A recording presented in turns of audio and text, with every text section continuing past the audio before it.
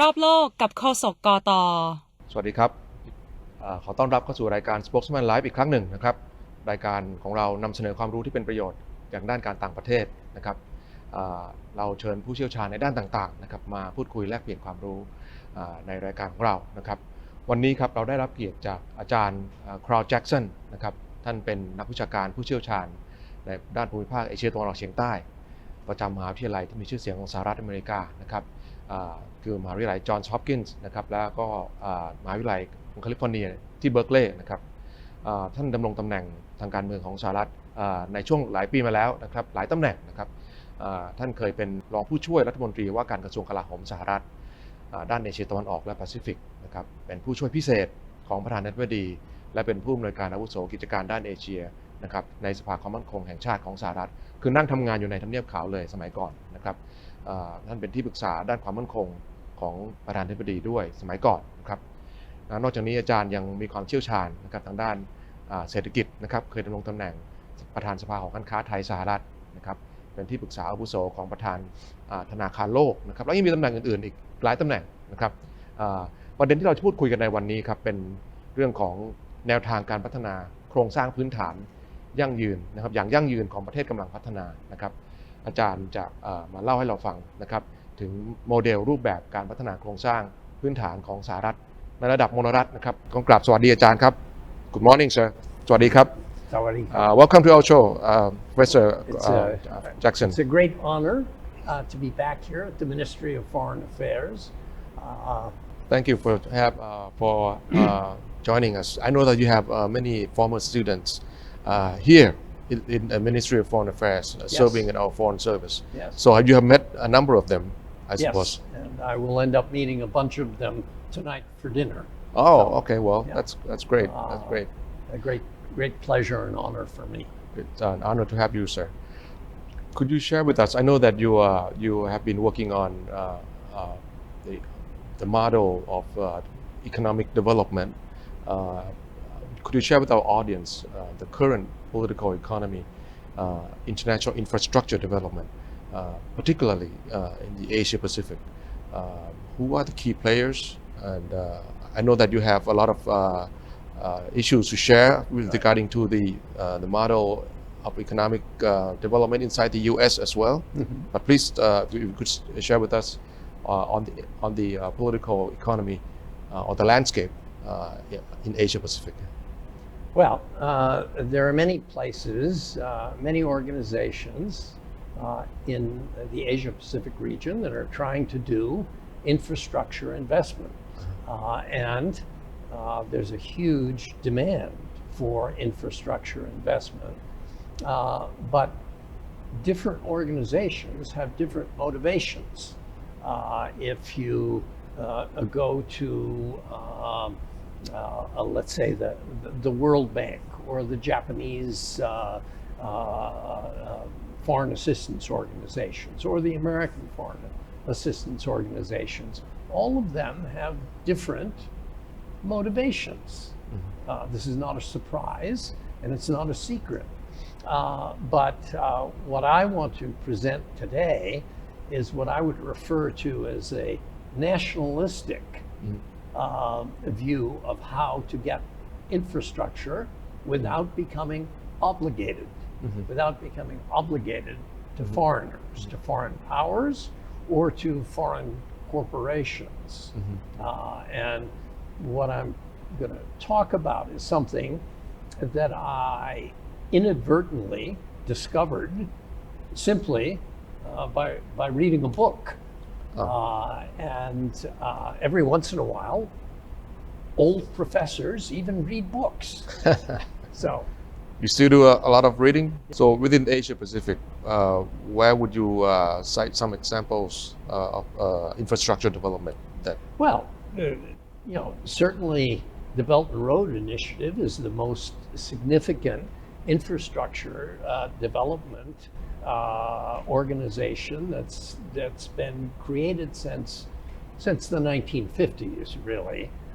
In the 1950s, the World Bank was into building infrastructure, and the U.S. government was very much into building infrastructure. And during the Vietnam War, a lot of infrastructure was built here in Thailand. But the real question is, if looking at it from a Thai point of view, is how can I as a Thai get infrastructure without being obligated to outside powers or outside organizations? And what I think I've discovered through reading is that there's another way to do it. There's another way to get very substantial amounts of infrastructure money without being obligated to use other people's engineers, other people's laborers, other people's interest rates. There's another way to do it. And the place that I discovered did it was this place called the United States in the 1920s. That is 100 years ago. There was someone who thought up the idea of building infrastructure without tax money and without borrowing abroad. And that's a really clever idea. So clearly there are opportunities and challenges for governments and countries in Asia Pacific in developing their own infrastructure. Yep. Could you share with us some of the U.S. success stories in infrastructure development? Well, what are some of the lessons that you have learned? First of all, if you take the city of New York, the city of New York at one time was the busiest single port on the planet in terms of ship traffic. And it had very poor infrastructure in terms of piers, in terms of the infrastructure for moving freight inside the city and across the Hudson River to the mainland, so to speak, which is New Jersey. Yeah. And this fellow in the 20s, a guy named Cohen, thought up the idea of creating an essentially, it's a non-government organization which is influenced by the government, but is not part of the government. It is independent of the government. And what he in effect said to the governor of New Jersey and the governor of New York is that I will build the infrastructure without your having to raise the taxes in order to do it. And the way that it can be done is by borrowing the money on the bond market. And the key thing is to create a structure that private investors will be willing to put their money into without their being able to control it. And the trick is the structure, and the result in New York was quite magnificent. They built the largest bridge that had ever been built in the world as their first project, the George Washington Bridge. Then they built the 3 airports, JFK, LaGuardia, Newark. They built the Verrazano Narrows Bridge. They built the World Trade Center. They built the first World Trade Center, the one that got knocked down, and they recently have rebuilt the World Trade Center. So this is an ongoing organization that doesn't end up in taxing people in either New Jersey or New York, but which gets the infrastructure up that people can then use. Now there's a disadvantage, there's a downside to everything. There's no free lunch. Somebody has to pay for all this, and the people who end up paying for it are the people who use it. The people who drive across the George Washington Bridge pay a toll. The people who have offices in the World Trade Center pay rent. And the key thing about this kind of organization is that the independent organization, rather than political leaders, has the power to determine what the rents are and what the tolls are in order to make sure that political leaders don't decrease the rents and decrease the tolls just before the next election. Ah, And so, that's how it's done. so these infrastructure projects and services that they provide pretty much pay for themselves. They pay for themselves over time, and in fact, they more than pay for themselves. The George Washington Bridge was opened in 1927. The toll, I'm told, I wasn't there. I may look old, but I wasn't there. It was back in 1920s, back in the 1920s. or even before, It in was the preparation 50 period. It was 50 cents, the toll. The last time I drove my car across the George Washington Bridge, it cost me $22. Wow. So the toll has kept pace with other things in the economy, and the bonds were paid off 50 years ago. Oh. But that $22 that I had to pay goes to the upkeep of the bridge as well as other projects that the Port Authority does within the city of New York and the edges of New Jersey. So there's a self-financing aspect to this. The more projects the Port Authority managed to get done, the more cash flow it has, and the more attractive it is as an investment instrument. And they invest in not only infrastructure, but you mentioned World Trade Centers and Yes. other real estate. They don't Investment? invest in real estate per se, but they did build the World Trade Center, which is, it's the only one that I know of that they did, because the property owners in the city of New York didn't want them as competition.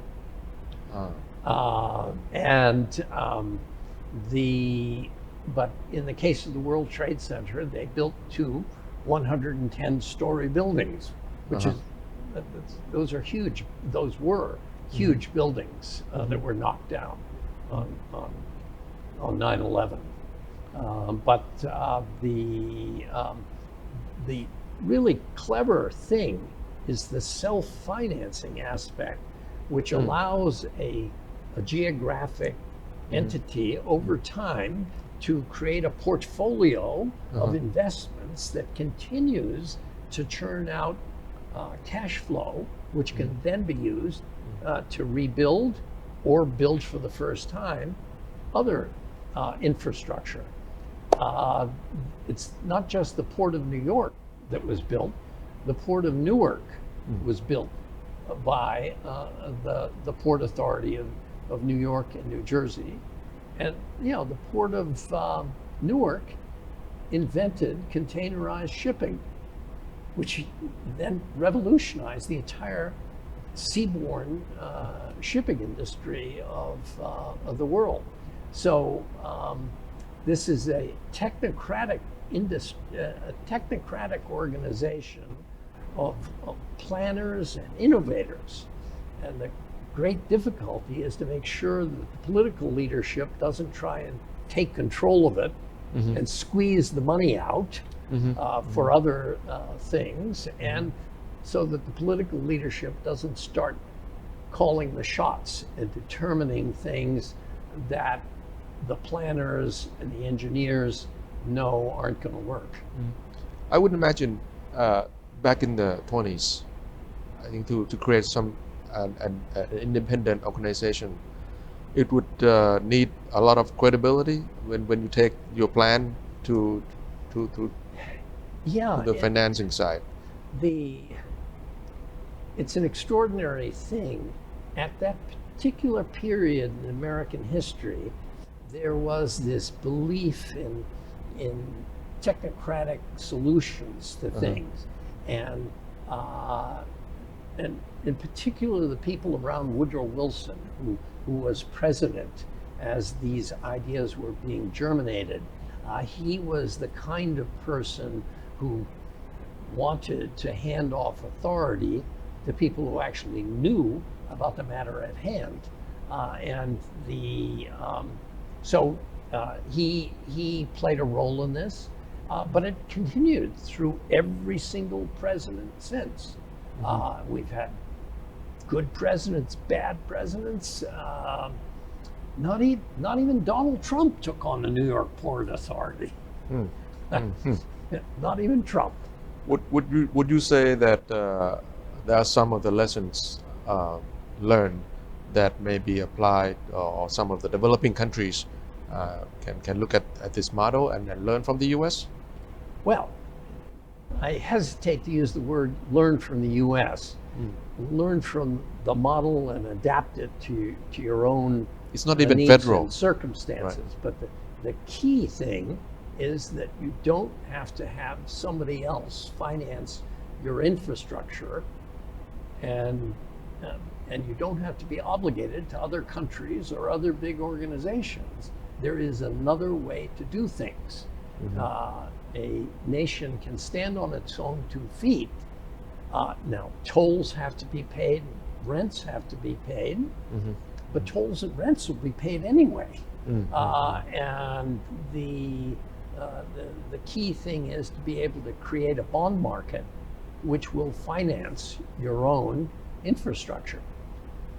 It's a good thing to create a bond market in any case.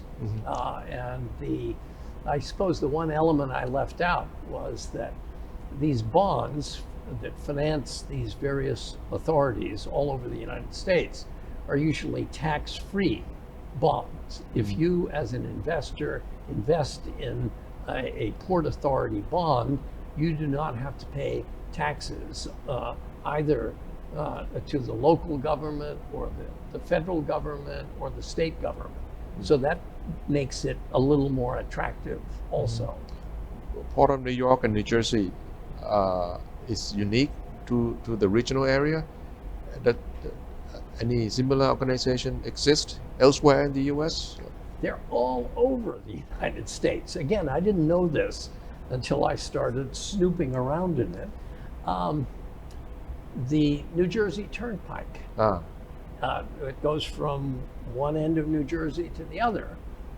Was built by an independent authority, and before COVID, that's the last time I saw data, they collected $4 billion worth of tolls in a single year. And that $4 billion is used to maintain the road and to expand the road. And the credit rating of the of the Turnpike Authority in New Jersey is better than the credit rating of the state of New Jersey.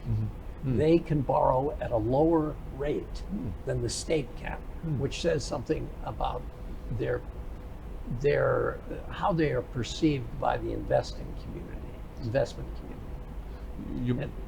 And you know, they're all over the United States. They're in Tennessee, Ohio, Indiana, Chicago, and sometimes they work better than others, like all things with human beings. But it's basically the way in which we built the entire interstate highway system in the 1950s. Was with independent state authorities raising money in the bond markets and then paying that off with tolls. Is it regulated? Any body of authority that oversee or regulate the What's operations? interesting is the only regulatory oversight formally is the courts. That is, the people who run the Port Authority of New York cannot steal money. You know, if they get caught, they go to jail. And there have been relatively few things of this type because the supervisors are a board of directors appointed by the governor of New York and the governor of New Jersey. They hold these jobs and are paid nothing, not a single penny. But they then select and appoint the director the executive director of the Port Authority, and he's the one who draws a salary, and he is responsible to this board of prominent citizens. And it has worked remarkably well. I don't know why, because we have problems with corruption just like everybody else. But it's worked astonishingly well. Would you say what are some of the you mentioned a number of advantages of this model? What are some of the disadvantages? I think the disadvantages are that, first of all, there's no free lunch. Someone has to pay for the infrastructure, and the people who pay for it are the people who use it. So you can only use it for those things that naturally people are accustomed to paying for it. You shouldn't use it for mass transportation in the city of Bangkok, because there's so much political pressure to keep the fare structure low that you won't be able to service the bonds, either the principal or the interest. So you have to pick out things where you can set the rents and set the tolls at a high enough level to support the investment. So it's not something that you can use for everything. And if you use it for the wrong thing, then you end up going broke.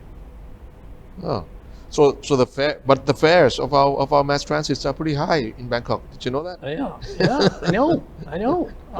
And I would feel better about that if those fares were contributed to a fund that was generating the next generation of mass transit, which is, what something like the George Washington Bridge, now 100 years old, is generating enormous amounts of cash to build the next generation of infrastructure for the city of New York without going to the taxpayers.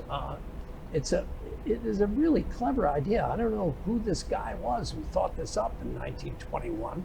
I'd like to have met him, but I don't know if you're aware, we in Bangkok and in surrounding provinces, we have some of the most elaborate expressways. Yes. Where we pay tolls, and the tolls are not cheap. They're like a spider web all around. I think one of the most elaborate, I would say, in the ASEAN region. And those roads were not here when I lived here 40 years ago.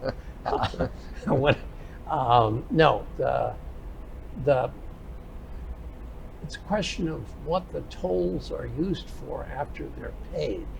If they're put back in the general revenue of the country, then they will be spent on other things. If, however, they're put into a fund which is ticketed only for other infrastructure, then it becomes a self-financing infrastructure fund, such as what happened in the city of New York, or in the Tennessee Valley, or across the United States in various places.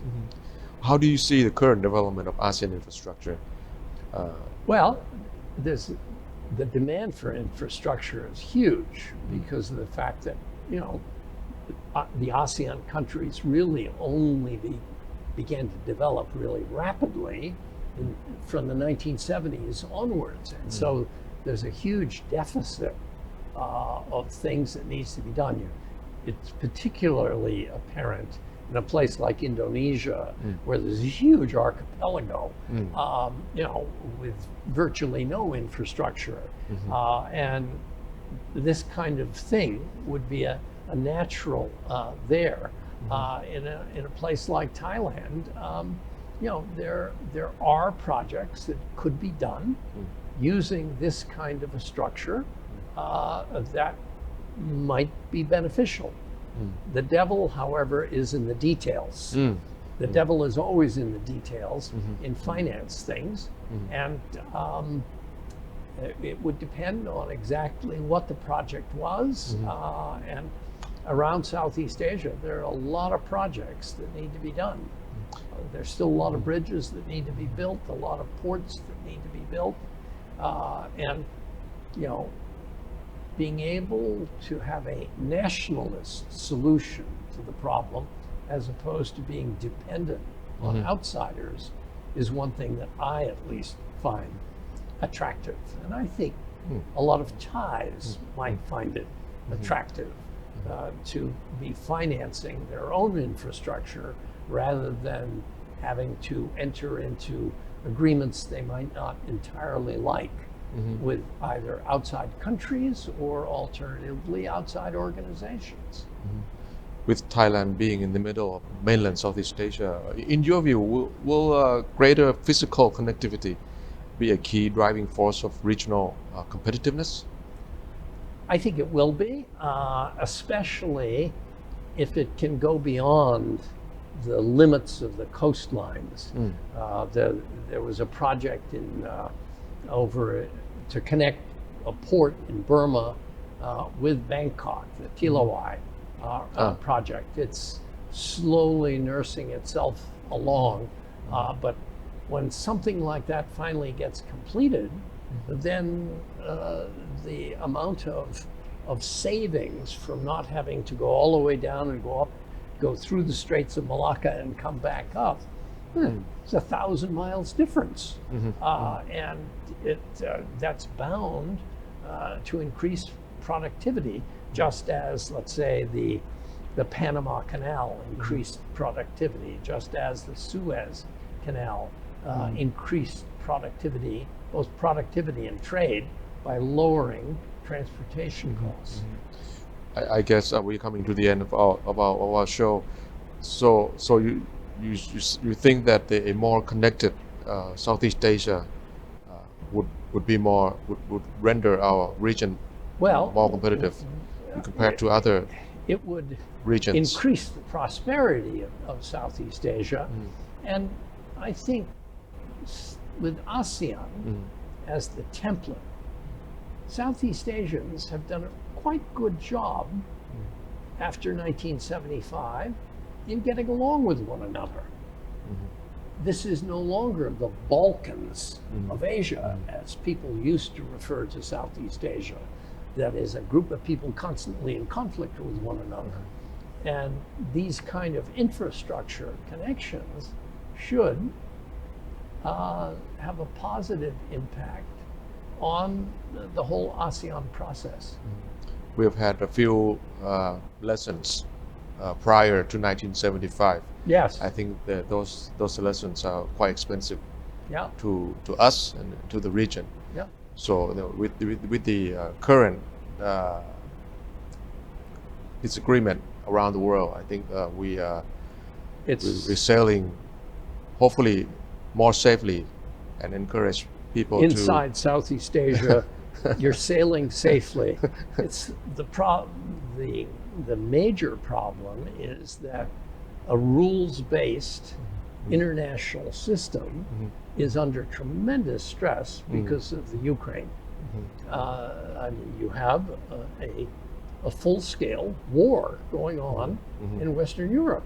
That's unthinkable until this year. And there's going to be a recession. There's going to be high interest rates.